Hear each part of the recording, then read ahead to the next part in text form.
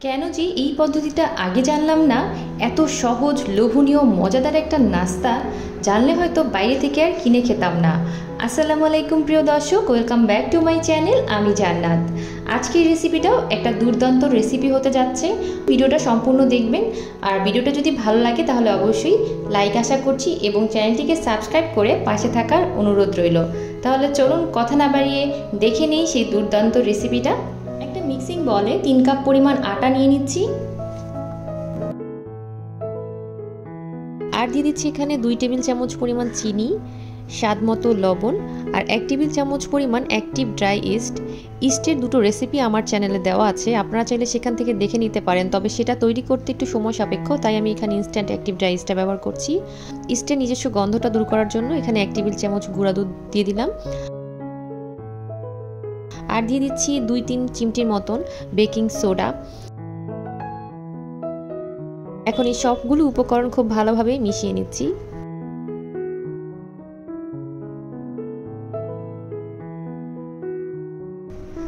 সবগুলো উপকরণ খুব ভালোভাবে মেশানো হয়ে গেলে এর ভেতরে হালকা গরম পানি দিয়ে একটা সফট ডো তৈরি করে নেব।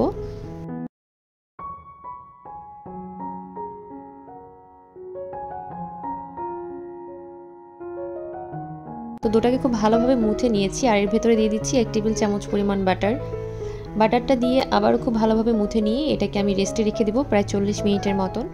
গরম স্থানে প্রায় 40 মিনিটের মতন রেস্টে রেখে দিয়েছিলাম। এরই মাঝে কিন্তু দুটা ফুলে একদম ডাবল হয়ে গিয়েছে, দেখতে পাচ্ছেন। এখন এটাকে আমি খুলে 2 টুকরো করে নেব।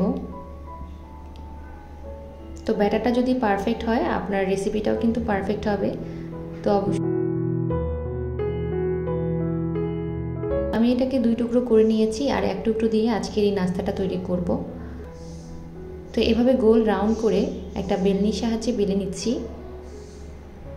বেলা হয়ে গেলে একটা ঢাকনা দিয়ে, আপনাদের হাতের কাছে ঢাকনা না থাকলে যে কোনো হাফ প্লেট দিয়েও এই কাজটা করতে পারেন, এতে করে খুব সহজে দেখবেন করা যায়।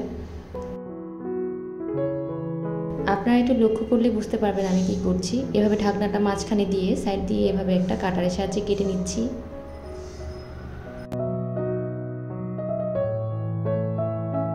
এত সহজে এই পদ্ধতিতে যে এত সুন্দর একটা নাস্তা তৈরি করা যায়, আমি নিজেও অনেকটা অবাক হয়েছি।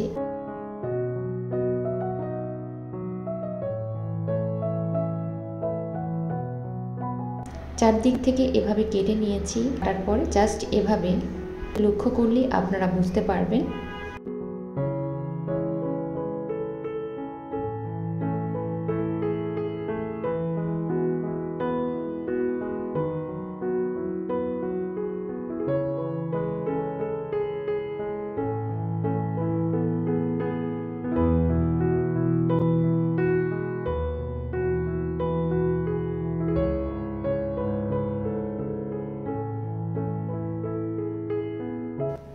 ব্যাস হয়ে গেল। এখন আমি যেটাতে বেক করব সেটির ভিতরে এটা নিয়ে নিয়েছি। আপনারা চাইলে ডাইরেক্ট ফ্রাই প্যানেও নিয়ে নিতে পারেন। তো তারপর এটাকে আমি আরও 15 মিনিটের জন্য ঢেকে রেস্টে রেখে দিচ্ছি, এতে করে অনেকটা ফুলে উঠবে। তো প্রায় 15 মিনিট পর ফিরে এলাম। এরই মাঝে কিন্তু এটা আরও একটু ফুলে গিয়েছে। এখন এটার ওপরে আমি একটা ডিমের কুসুম আর 1 টেবিল চামচ পরিমাণ তরল দুধ খুব ভালোভাবে মিশিয়ে নিয়েছিলাম, সেটাকে এর ওপর দিয়ে ব্রাশ করে দিচ্ছি।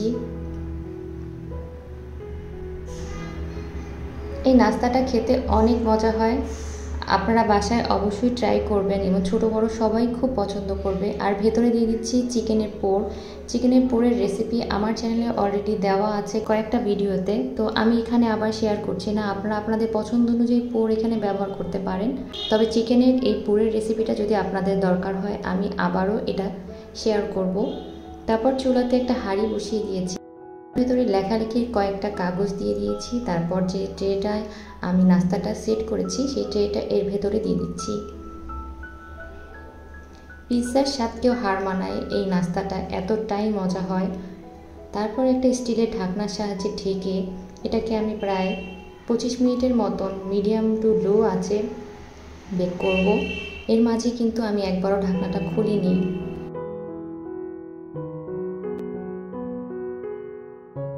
প্রিয় দর্শক দেখতে পাচ্ছেন কত সুন্দরভাবে বেক হয়েছে, উপরেও কিন্তু হালকা একটা কালার চলে এসেছে।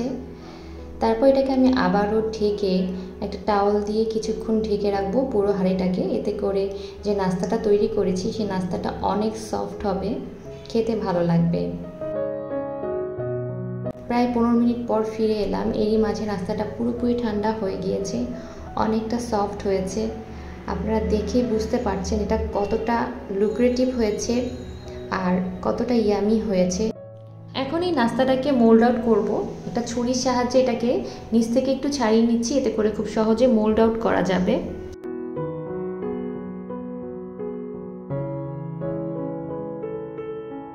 তো ওপরে সুন্দর একটা কালার এসেছে, নিচে কিন্তু একদম পুড়ে যায়নি।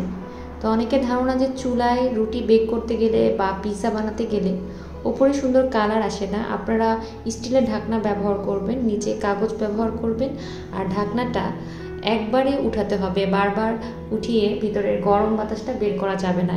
যদি বের করে ফেলেন তাহলে কিন্তু উপরে খুব সুন্দর কালার আসে না। তো আজকের রেসিপিটা কেমন লাগলো অবশ্যই কমেন্ট করে জানাবেন। আপনাদের কমেন্টের অপেক্ষায় রইলাম। আর আপনাদের সামনে একটু কেটে শেয়ার করছি এটা কতটা ইয়ামি হয়েছে।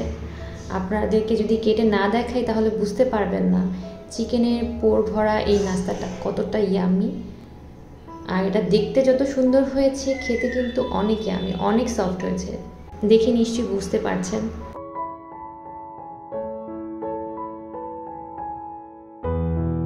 আশা করছি আজকের রেসিপিটা আপনাদের সবার ভালো লেগেছে। ভালো লাগলে অবশ্যই একটা লাইক আশা করছি।